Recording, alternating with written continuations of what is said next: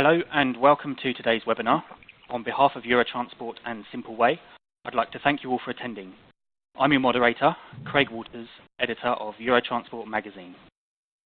Today's speaker will be Peter Ottupal, CEO of Simpleway. Following his presentation, we will move on to a live question and answer session where you can pose questions to today's speaker. Please remember that you can submit questions at any point during the webinar using the Ask a Question panel, which you'll find on the left-hand side of your screen. So without hesitation, I will now hand over to today's keynote speaker, Peter Ottupal. Thank you, Craig, for the introduction. So good afternoon, everybody. My name is Peter Ottupal. I am the CEO and one of the founders of Simpleway. We'll start off with a bit of introduction about who we are, what our company does, and then we will dive into the subject, which is intermodal transport today. So to put it short, our company Simpleway specializes in software for communicating with passengers. We started off with airports, but evolved into providing passenger communication systems for all kinds of transportation. So at this point, our core competencies are public transportation, airports, metros, railways, all sorts of transportation. We understand device and system integration, displays, public address, e-paper, LEDs, LCDs, fire alarms, emergency systems, you name it. We've probably interfaced to it during the course of one of our projects. Data integrations, so obviously a lot of our work is about data. So we do train control systems, AVLs, airline systems, GTFS feeds, social networks, messaging gateways, all of those things. And also languages, which is an important part of our job. We do languages for a lot of our clients to enable them to be able to service traveling international travelers. And we use all that knowledge to build unified passenger information systems. What this really means is that we get in the data and transform it using business rules and content management into information for passengers through all possible channels.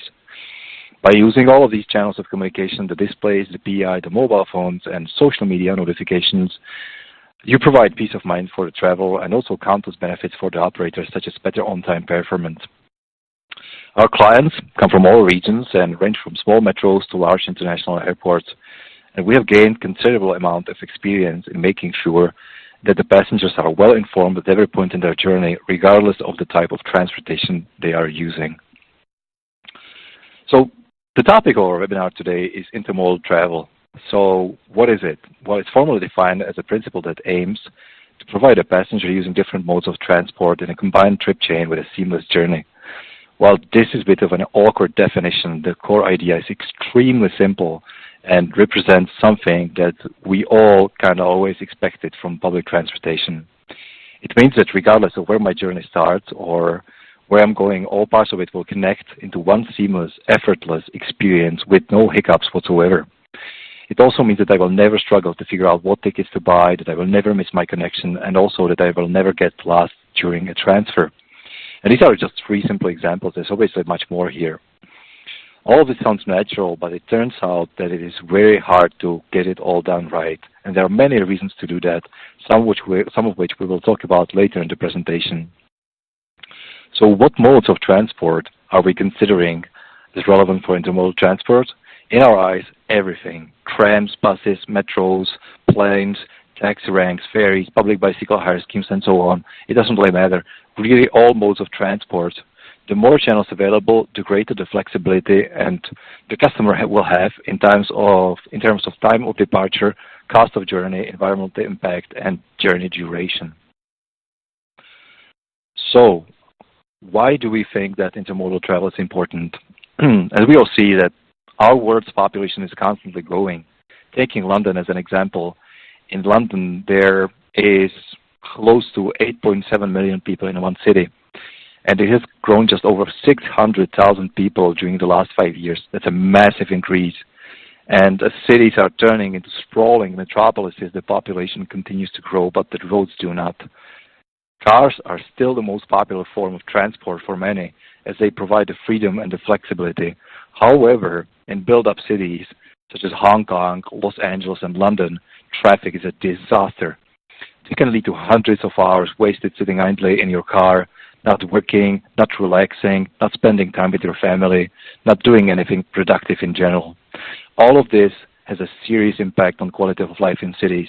It also means a lot of fuel wasted every year. And this brings us to our next point, which is obviously environmental impact.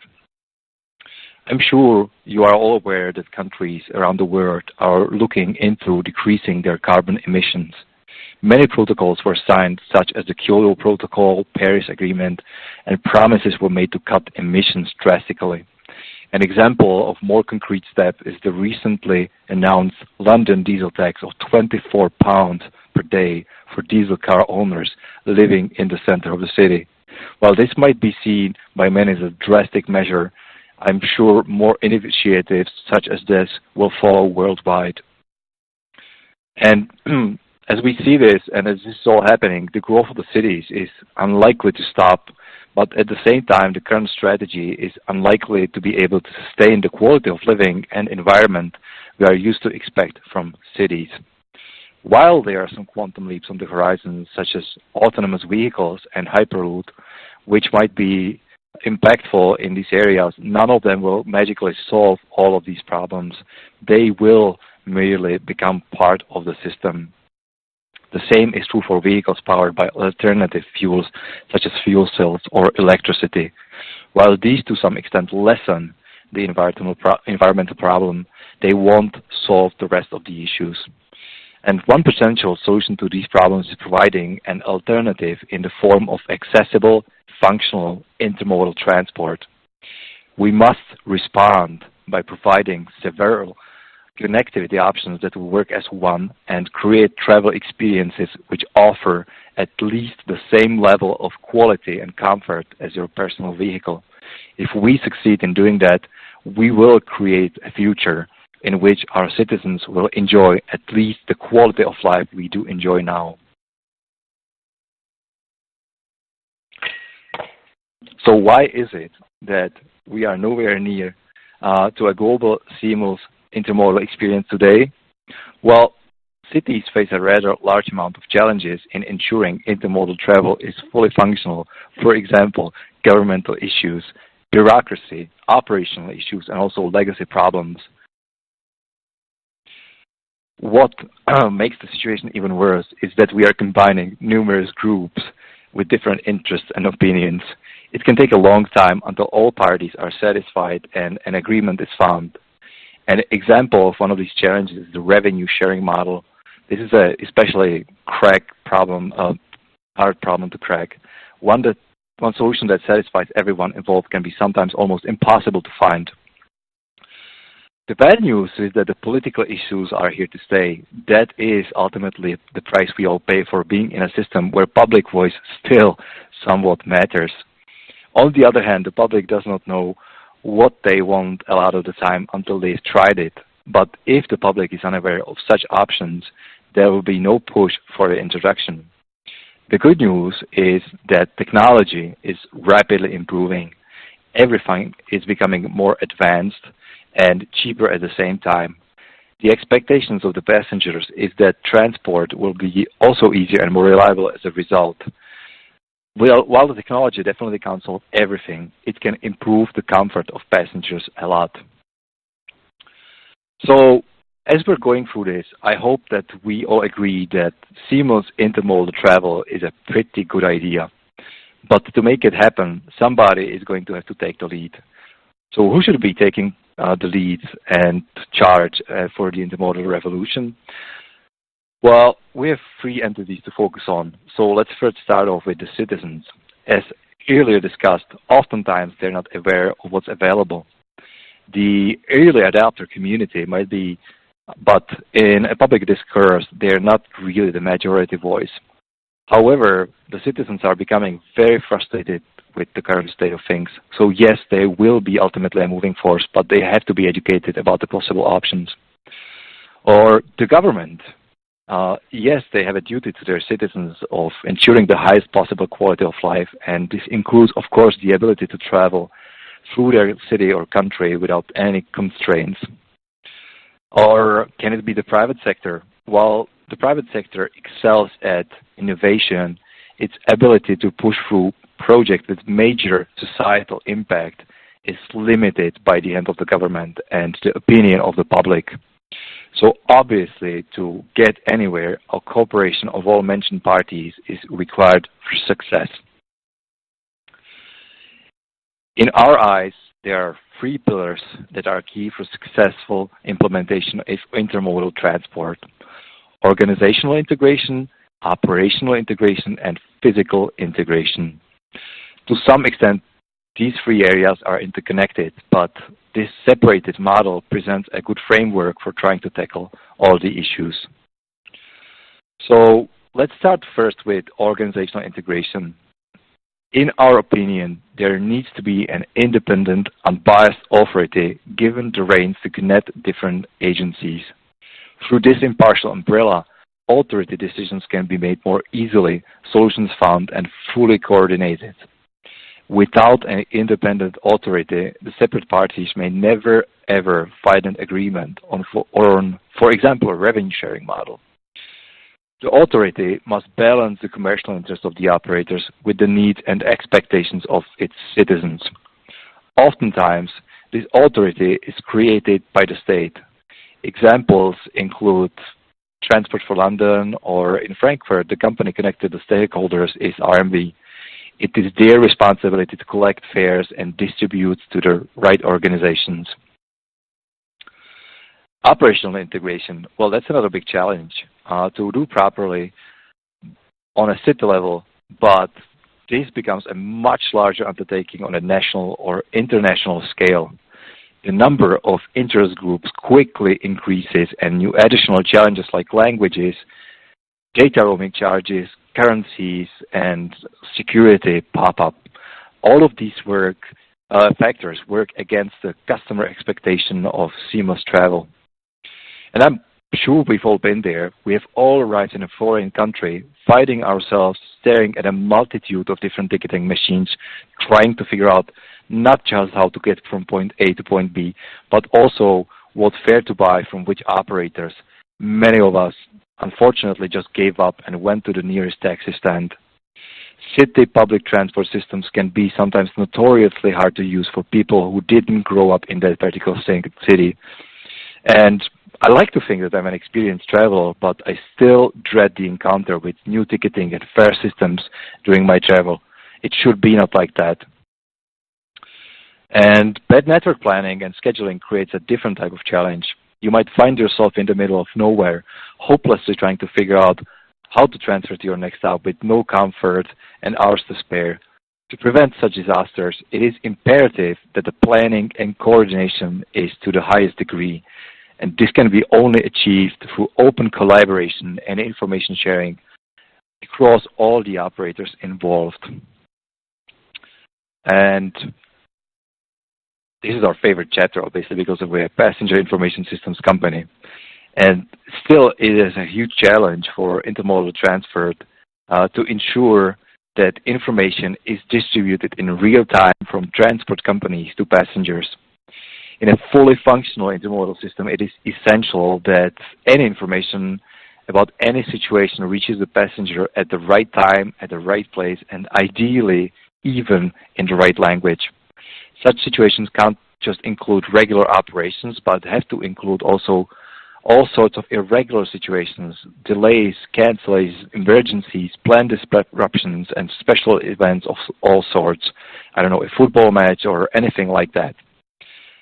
And all passenger communications to be truly effective has to utilize all possible channels, from the displays at the bus stand showing real-time updates to schedules, to voice announcements in a larger intermodal terminal, to mobile phone notifications, informing passengers about any sort of disruption based on passengers' location, all the way through social media informing about major events happening across the whole system. To make this work, there has to be data and information sharing between all of the involved parties, the city, the operators, and the general public. What we see nowadays from our perspective is exponential growth in the amount of what we call the digital endpoints. What I mean by that is any sort of device that can be used to present or receive information about your journey. the cell phone in your pocket, the e-paper LED panel mounted on the bus stand, or the digital signage, which is pretty much everywhere these days. All of these endpoints ideally should receive information which is relevant to a given place, time, and situation. This is impossible without systems collecting the data, processing the data, making sense of it, and sharing all the information in open formats on open platforms. Once all this information is available, passenger information systems like our company does can be used to present it regardless of the type of the endpoint, channel, or even language for maximum impact. And I have to say that we are extremely thankful for open data actually becoming a reality, also thanks to Google and their GTFS standard. This has created a fantastic breeding ground in which independent mobile app creators stood up and created amazing pieces of software, such as Rome to Rio or Transit app. Provided that the underlying data is healthy, these were great, and on the surface, they make it look like we are already living in a world with seamless intermodal transportation. I certainly hope to see more open data and standardization going forward. And I'm absolutely certain that we are only seeing a tip of the iceberg here, and once more systems are opened up, especially ones which are traditionally closed, such as fare collection system, we will see some huge transformative changes.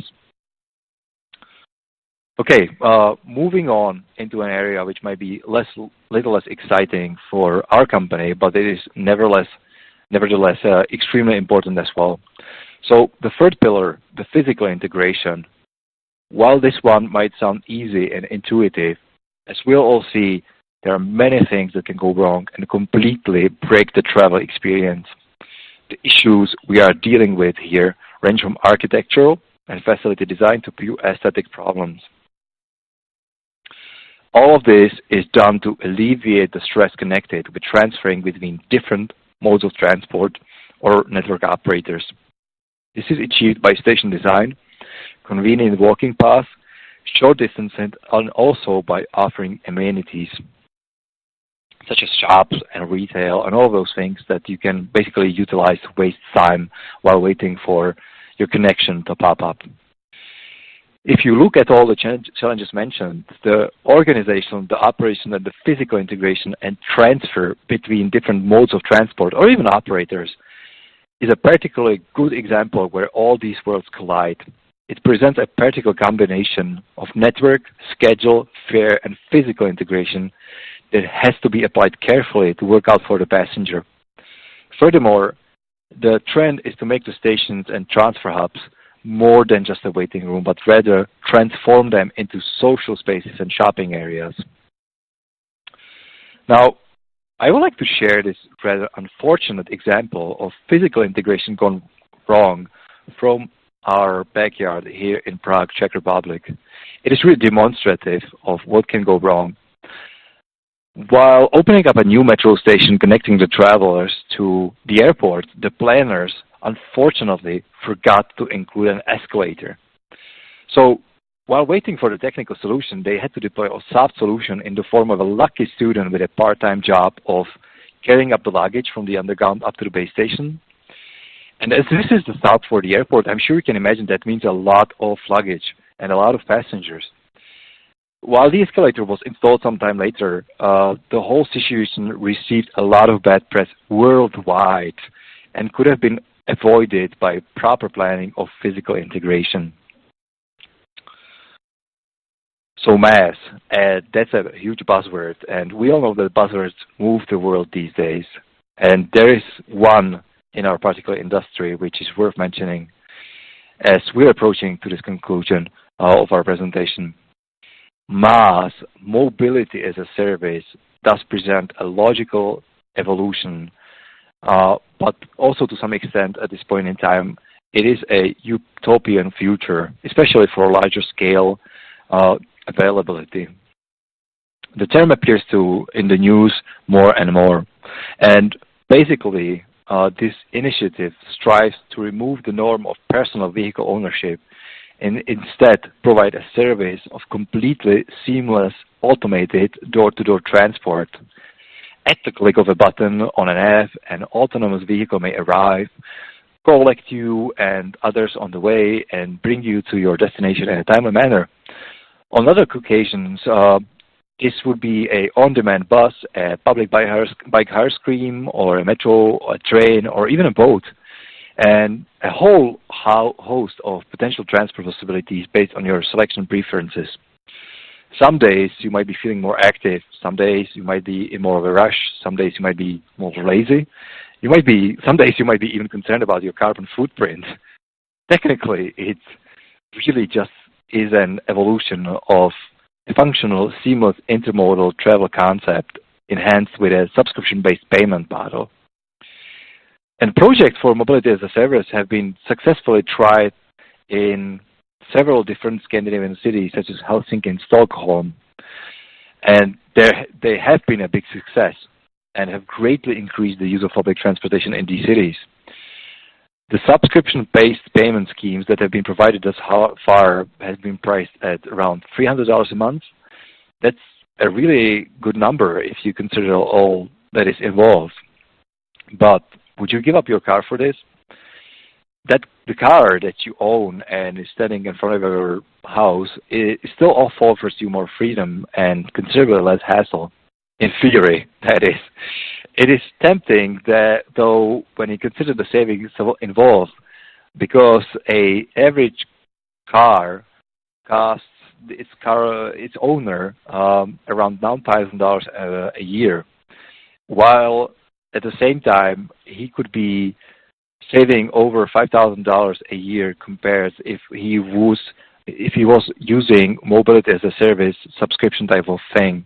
And he would receive a much larger variety of choices. But with that said, all of the challenges mentioned in the previous slides remain. For this concept to fully work, all the individual modes of the base intermodal transport system have to function. It all has to be connected. The journey has to be seamless. It's almost up to a point where if it wasn't seamless, people wouldn't be willing to let go of their car and instead use this service. And that is ultimately a task that is something that we need to ensure as the community providing the solutions for this industry. And our utopian future. So where does it take us? What is the next big thing to happen in transportation, and how will it affect travel? Will we be ever able to experience seamless travel between continents? Maybe yes, but to get anywhere at all, we are going to need to evolve our current transportation systems, and maybe even the way we think about transportation and personal vehicle ownership to make room for the ever-growing population. And with this, I would like to thank you for your attention and conclude our presentation and give some room for the questions and answers.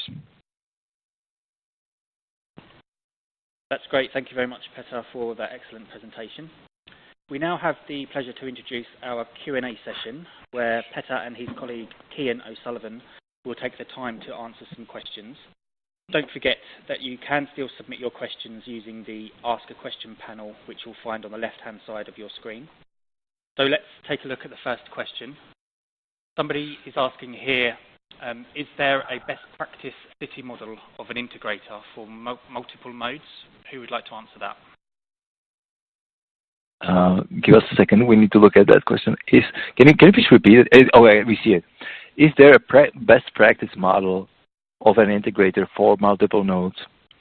So that's a complicated question. My thinking is that, and we mentioned that previously in the presentation, no single entity can ever do that. There is far too many interest groups involved in that. So the best way to actually start working on these things is to create an independent entity, which would be both let me put it this way, marketing to the general public the benefits of an intermodal integrated system, and also negotiating between all the stakeholders involved in the whole scheme.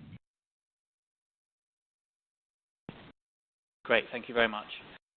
Next question here is, how do you see the future market on multimodal passenger information? Somebody says that currently it seems very fragmented between the transport operators, the cities, specialist tech companies, and big players like Google Maps. So how do you see the future market on multimodal passenger information? That's a good one.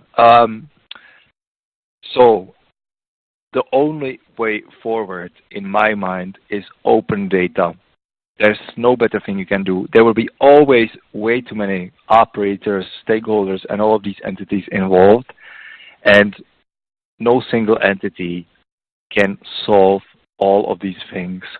So I think the best thing to do for everybody is to open up as much as they can with their data, with their real-time information, with their fare collection systems, and all of those things, and just let the independent community and general public figure it out. Because when you are part of a operator or a entity like that, you always have biased interest to some extent, while the general public has only the general public in mind when they're developing something. So the best thing we can do to actually accelerate the evolution of all of the systems that we see nowadays is to open up as much as possible and to let the open wide community to figure out the best answers to the questions we might have. The second part of the question is, do you plan to offer booking functionality as well as focus of the information forward to the operators for the actual payment? So booking functionality is, again, something which I believe is not opened enough.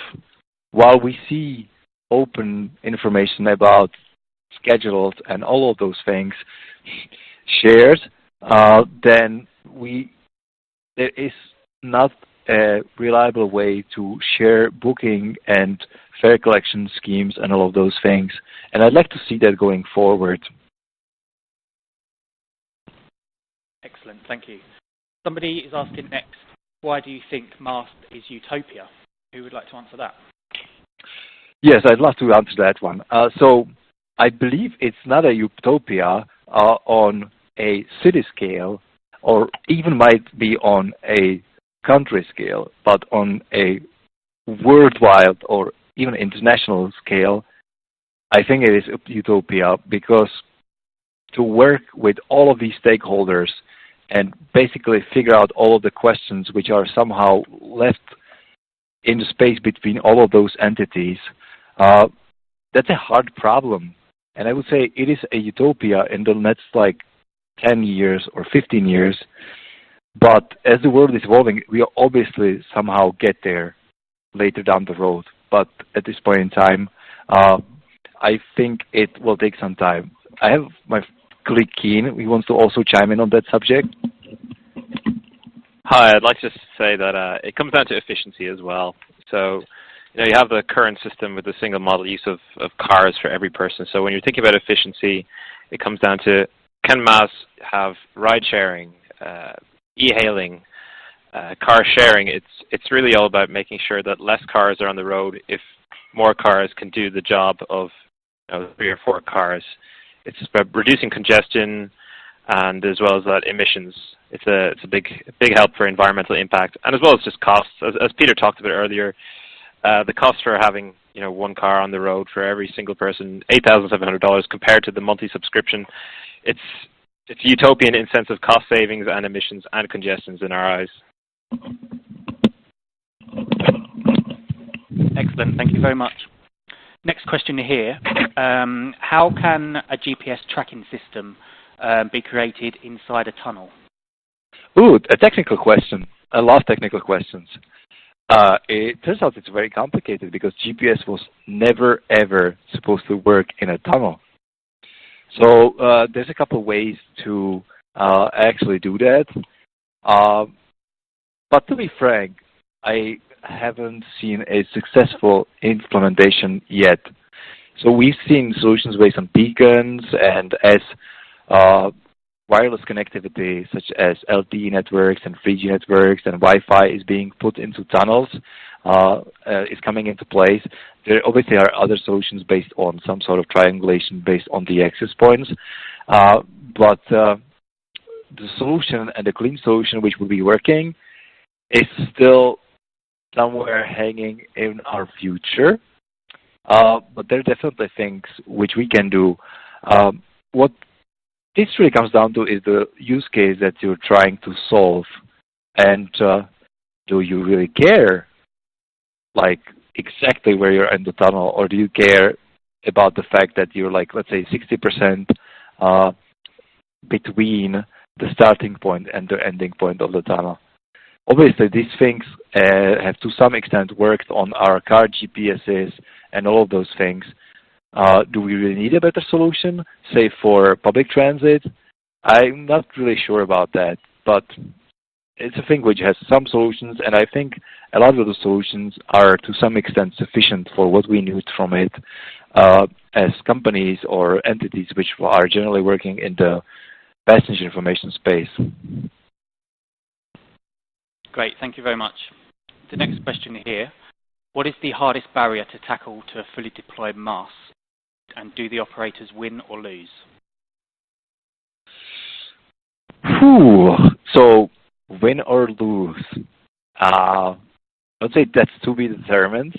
I would say the public in general wins because they will gain great convenience. What is the actual impact in the sense of revenues of the individual operators, which I'm not sure that's the factor that they really care about, that's an open question. MAS to some extent and a revenue sharing scheme and all those things might open up a completely different space in which we will figure out that something just doesn't make any sense while other things make sense, and the landscape might start shifting in directions that we didn't anticipate. And again, Kini is really eager to respond to this as well. Hi, sir. I'd love to chime in again about MAS. So personally, what I think is the hardest barrier to tackle really is about kind of the habits people have. People really they expect it's the norm to have single ownership of a car, and this is something that people would have to get used to not being the norm if MAS is to be successfully implemented. Like really, once you think about it, is it really necessary to own the car if you can get from A to B using, MAS for a fraction of the cost with far less emissions and in the same amount of time? So this is probably the biggest challenge to take on, is to get people thinking in a different way and to breaking from their habits. Fantastic, thank you. Next question here. What do you see as your role as a PIS provider in the future of intermodal transport? Who would like to answer that? I'm going to take that one. So that is actually interesting because, as I was expressing during the presentations many times, I believe that the only way forward is openness, which as a PIS provider, that creates sort of a different situation when you're not as tied to the requirements which might be generated by the transportation authorities themselves, but by more of the general public. So I would say from a business standpoint of me as a vendor, the requirements would be coming from the transportation authorities, but let's say from the city hall or generally entities like that, which are more in touch with the local needs of public in that particular area. And that is all based on the assumption that there will be, in fact, data available for that sort of thing, that there will be open data about the real-time information, about the vehicle positions and all of those things, and that we open enough to a point where we can take it as an independent vendor and create a bus stand or a display in a place where general public figure us out that that's a good spot where we can have our passenger information coming from. Excellent. Thank you very much. The next question here is about opening up data. So who should force public and private shared mobility providers to open up their data? So in our case, it was to a large extent the EU. And I have to say that it kind of worked out. And I'm really thankful for that. So again, it has to be some sort of a combination of a governmental and public entity which was forcing this to be a standard. And I would say it also is a critical mass problem that once the ball of open data transportation authorities rolling fast enough, the other ones will just give way and do the same thing ultimately. So as a government, you should absolutely demand your operators or whoever you're actually sponsoring to do that, to open up data and to provide all that information. If those operators are independent, they'll try to find out a way how to actually do that. Great, thank you very much. Somebody is asking here about what travelers actually want. Do they want to travel with little effort but a lot of engagement? So in short, really, what is too much and what is too little, or what is just right, or the right amount for the perfect intermodal travel experience? How is Simpleway, or what are Simpleway's goals? Or what are Simpleway's goals for achieving the right amount?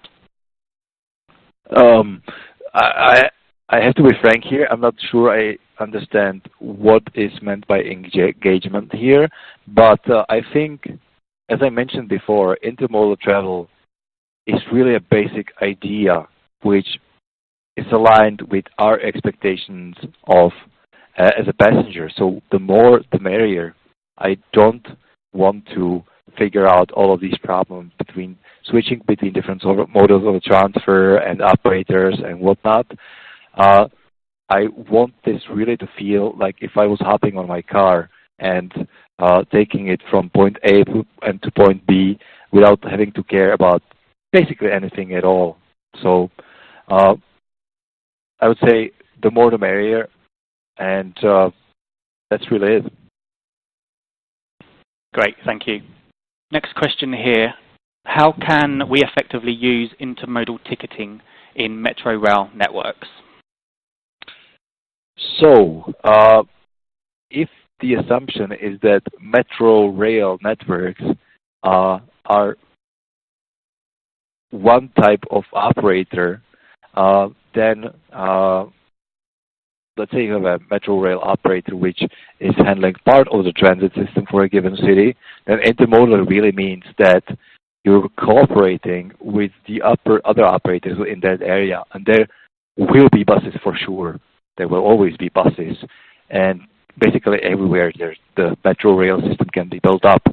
And other modes of transportation, and that's really what this means, where you can, and you had to make it easy for the passenger, for them to actually enjoy traveling in public transit, which is ultimately our goal for the reasons we spoke before, make it as easy as possible for them to purchase intermodal tickets, and again, through some sort of, I guess, independent entity which would figure out all the revenue sharing problems and all of those things. Thank you. Next question here. Are you using interface standards in your projects? Absolutely, yes. It is actually interesting because, as I mentioned before, we do a lot of projects in different types of transportation. And interestingly enough, the standardization is actually higher in public transportation than in airports, where you would expect higher levels of standardization and generally all of these things to be standardized from a risk management perspective. It's not the case. Every airport that we worked with so far has this thing where they think they're special and they need to create or even reinvent the wheel a lot of times, whereas public transit operators, fortunately, are, I don't want to say smarter, but to some extent, yes, to align or certain schemes and all of those things. It might be even, I guess the reasoning behind that might be because public transit operators usually consist of a set of sub-operators, and they have to work with general public and all those things. So I guess they become better in working in almost like a multi-entity environment where they have to deal with a lot of different stakeholders, whereas the airport and the airline space is not as advanced as this. Great, thank you. The next question here, is it okay for public transport to let private companies package and sell their tickets as a business? What are your thoughts on that? I don't think so. I would think so. I don't see a reason why they shouldn't. So let's say, as a public transport operator, you would be the cheapest source of the tickets. And if somebody, for whatever reason, decides that they want to purchase the ticket elsewhere, do you care? You don't. You serve the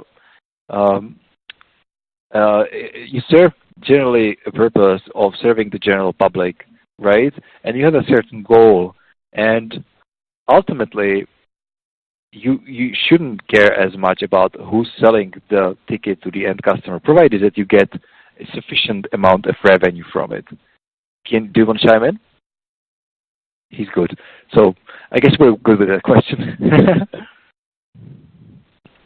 That's great. Thank you very much. Next question here. How would you deploy an effective data management solution which crosses the boundaries of a transport agency and creates an intelligent system integration? Yeah, I don't want to sound like a broken record here, but open data and standards. And we all see that. It's really the only way how to do this. The source data, which is collected from, let's say, proprietary peripherals in proprietary protocols and all of those things, has to be transformed by whoever is operating the given system into something which can be read and written based on open standards and integrated into something which is much larger than what the one operator can provide to figure out better alignment of schedules, better passenger information systems, and all of those things. Thank you very much. The next question here regards wayfinding and the last mile, particularly within the rail sector. What are the challenges you see with regards to safety, in particular how to validate systems which may guide passengers to the platform edge? Who would like to answer that? Let me read through that question once again.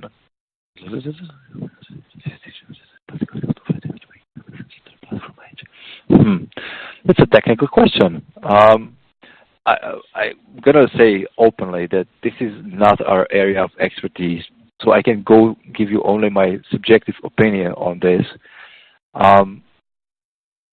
So we've seen a couple solutions to this, and it is an interesting contrast where, for instance, in stations in, let's say, Middle East or in Asia or anything, you see gates which ultimately open up and let you into the vehicle, whereas here in Prague, we don't have anything like that, which creates a higher risk. So of, I don't know, passengers which fall on the tracks or anything like that, obviously. And I would think it's almost a cultural problem to some extent, where you need to work out what the people are locally used to, what is the best way to tell them what is safe behavior and what is not safe behavior and what is sufficient as a message. And once you have that in place, you can obviously work with it.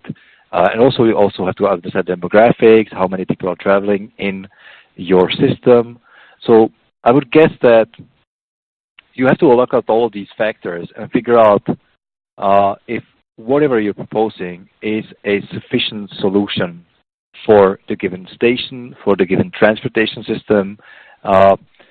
Will it work? Will it alleviate enough of the risk to work for my passengers?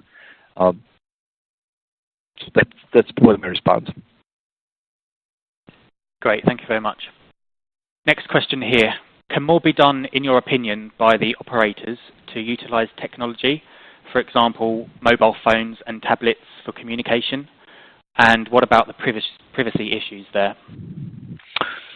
Yes, so privacy issues that's a big thing, and ultimately it's being talked about with the internet industry, and generally anything that is connected almost to IoT, Internet of Things type of industry, with everything is connected, deals with privacy issues.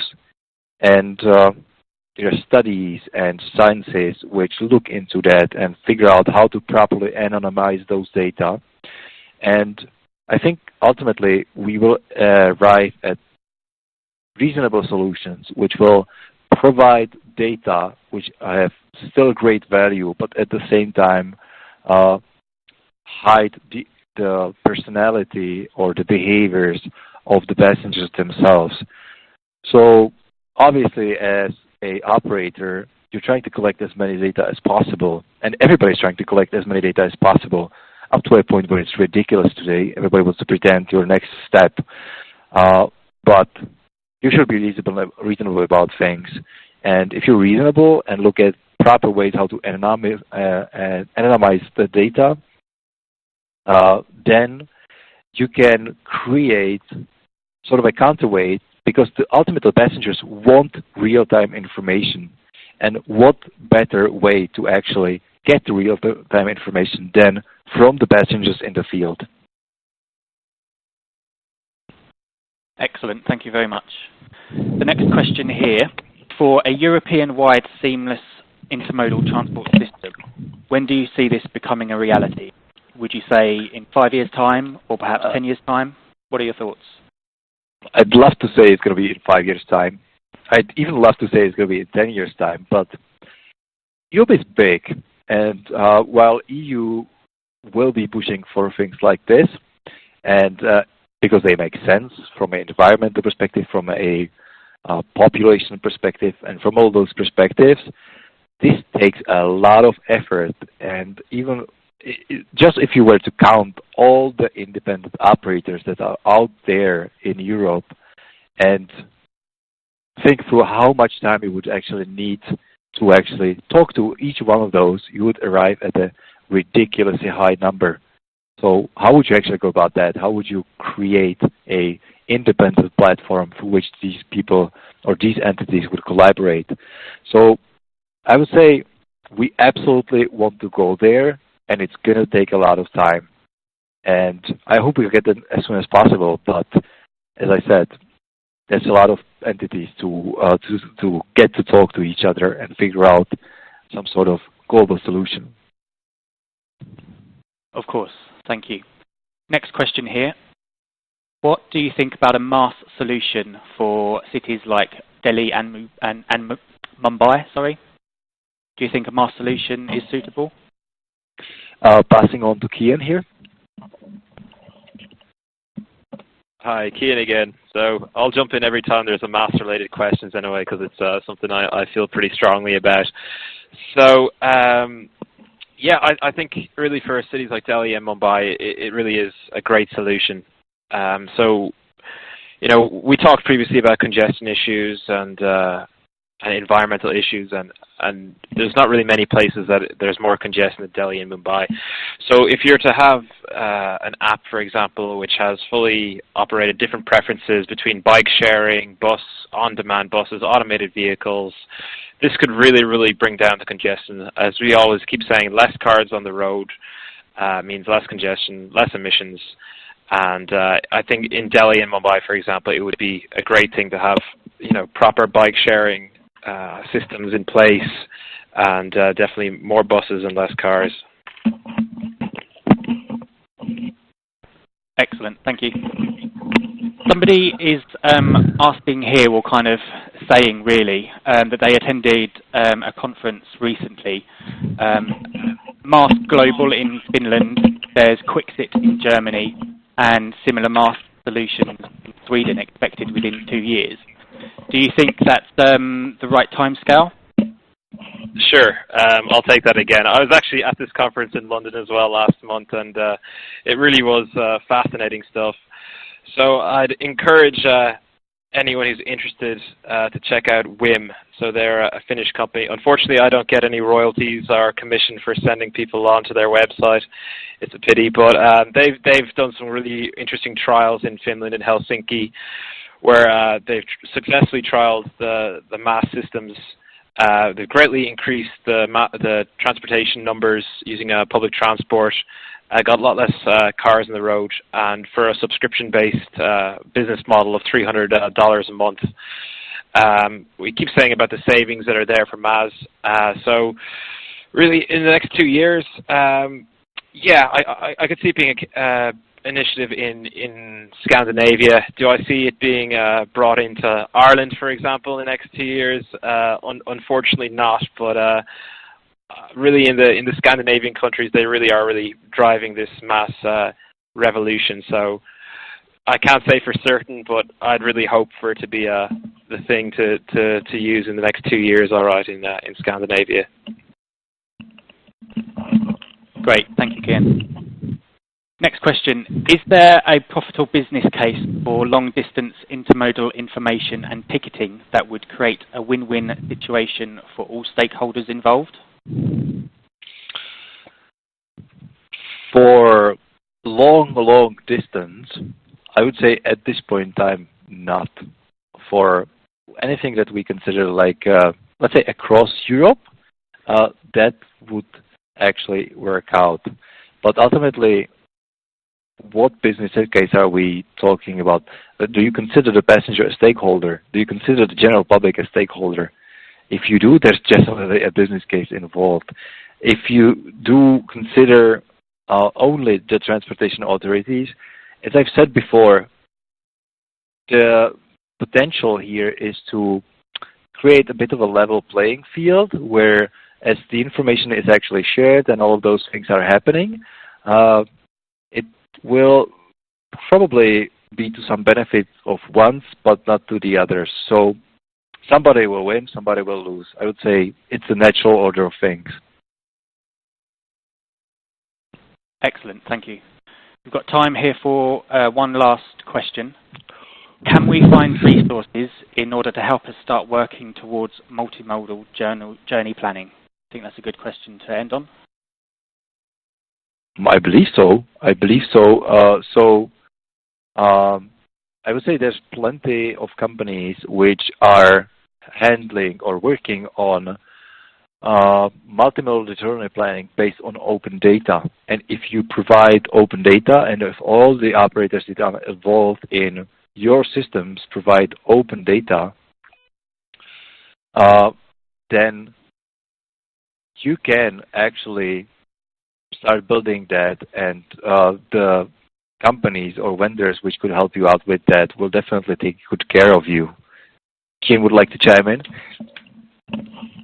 Sure. So I would say that it's not a question of finding the resources. It's finding the best resources. Because if you just take London as an example for journey planning, they have over 700 apps for journey planning for one city, which is an incredible amount and somewhat wasteful. So if there's a European-wide app or website for journey planning, I'm not aware of it currently, but it would be a great thing to have seamless intermodal travel throughout Europe, one app that fits all.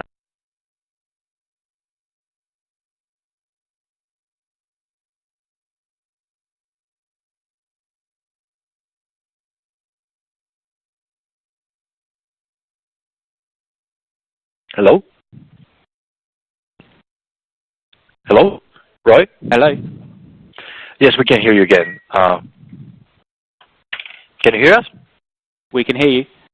All right. All right. Okay, did you hear Kian's response, or should he start over? I think maybe if Kian could just recap, that would be great. Thank you. Yeah. So let's do a recap here. Yeah. Hi, sorry, we jumped out of the call there accidentally. So I'd say it's not really a problem of quantity, it's a problem of quality. So London, for example, has 700 apps of journey planning, which is somewhat excessive. But really, if there was just one standalone app or website that provided complete journey planning from every small village, big city throughout Europe, that really is our utopian vision. If you could pay, if there's payment gates or subscription-based models, whatever the payment system is, but really, in our knowledge, there isn't just one journey planning app that's usable throughout Europe that provides perfect information. Okay, thank you. So unfortunately, that's all we have time for today. Please join me in thanking Petter and Kian for their time. On behalf of Eurotransport and Simpleway, I'd like to thank you all for attending. As you exit, you will be asked to rate the webinar. Please take a moment to do so, as it will help us to make our webinars even better in the future. Thanks once again for your attention, and we look forward to seeing you attend our upcoming webinars. Goodbye. Thank you so much. Bye-bye.